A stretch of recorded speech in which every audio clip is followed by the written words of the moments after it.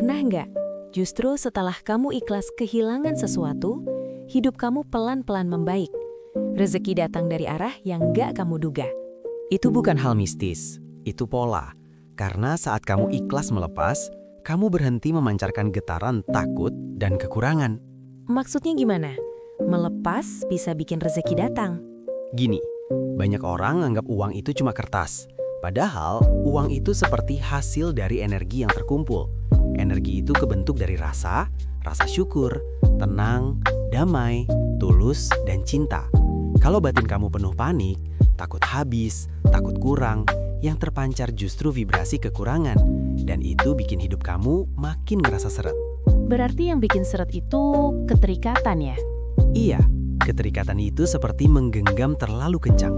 Semakin kamu takut kehilangan, semakin kamu memancarkan sinyal, aku nggak aman. Akhirnya pikiranmu jadi sempit, keputusanmu jadi buru-buru, mudah curiga, mudah panik.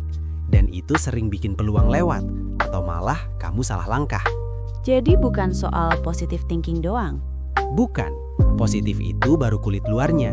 Yang lebih dalam itu rasa tenang dan rasa cukup. Syukur yang benar itu gimana? Kan banyak orang ngomong syukur, tapi hidupnya tetap berat. Syukur yang benar itu bukan cuma kalimat. Syukur itu kondisi batin. Saat kamu benar-benar bersyukur, tubuh kamu mengirim sinyal, aku cukup, aku ditopang, aku aman. Dan dari situ, kamu jadi lebih jernih ngelihat peluang. Mulai dari yang kecil. Bangun tidur, jangan langsung inget cicilan. Jangan langsung inget tagihan. Tarik nafas dan bilang, terima kasih, aku masih hidup. Aku masih punya hari baru. Itu kelihatannya sederhana, tapi itu mengubah frekuensi kamu sepanjang hari. Tadi kamu bilang, melepaskan itu penting. Caranya gimana? Caranya bukan pasrah tanpa usaha, tapi pasrah setelah kamu menanam niat.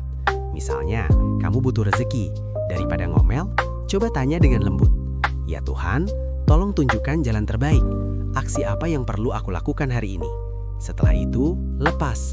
Jangan dipaksa dengan emosi. Kenapa harus lembut? Karena kalau kamu minta dengan marah dan panik, yang naik bukan niat, yang naik ketakutannya. Kalau kamu lembut tapi yakin, batinmu stabil. Dari stabil itulah jawaban sering muncul. Ide, orang, peluang, situasi. Ini menarik, tapi banyak yang nanya, kalau saya lagi nggak punya uang, gimana bisa memberi? Nah, ini penting. Menolong itu nggak harus selalu uang.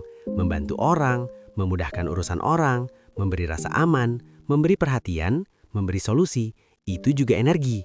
Dan energi itu kembali dalam bentuk yang gak selalu sama. Contoh cepat, kamu bantu teman dapat klien. Suatu saat kamu yang dibantu dapat peluang. Kamu bantu orang dengan ilmu. Suatu saat kamu dibukakan jalan lewat relasi. Ini bukan transaksi kasar, tapi hukum pertukaran energi. Oke, sekarang masuk ke tema utama, memaknai kehilangan, yaitu sadari, terima, lepaskan. Kalau kehilangan itu sakit, gimana bisa ikhlas? Ikhlas itu bukan berarti nggak sedih. Ikhlas itu proses. Aku pakai 3 langkah. Sadari, oke, aku lagi kecewa. Aku lagi takut. Terima, duduk sebentar, rasakan. Jangan ditolak. Lepaskan, tarik nafas dan bilang, aku rilis. Aku nggak menggenggam. Karena keterikatan itu sumber penderitaan. Kamu melekat pada uang hilang, kamu hancur. Kamu melekat pada kontrol. Hidup berubah, kamu stres. Saat kamu rilis, kamu balik punya ruang. Dan di ruang itu, hidup mulai bergerak lagi. Kalau diringkas, intinya apa? Rumusnya gini, tenangkan batin dulu, jangan panik.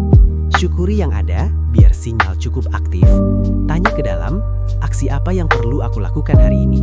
Lakukan kebaikan minimal 2 hal per hari, sekecil apapun. Kalau kehilangan terjadi, sadari, terima, lepaskan. Dan yang paling penting, ikhlas itu bukan pasif.